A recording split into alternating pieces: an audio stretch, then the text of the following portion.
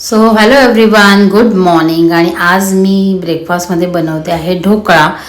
का कोणाच ठाऊक, पण मला ढोकळा आजपर्यंत कधीच परफेक्ट जमला नाही. मला हवा तसा तो फुलतच नाही. हा सुद्धा थोडा बिघडलाच, पण इट्स ओके. टेस्ट चांगली होती म्हणून सगळ्यांनी खाल्ला.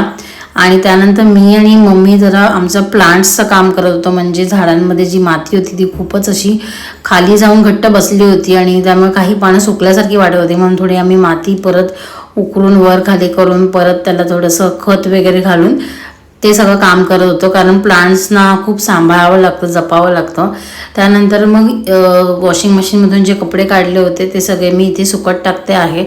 आणि सुट्टीच्या दिवशी असेच एक ना एक कामं चालूच असतात. मग दुपारी आम्ही छान जेवलो, थोडा आराम केला.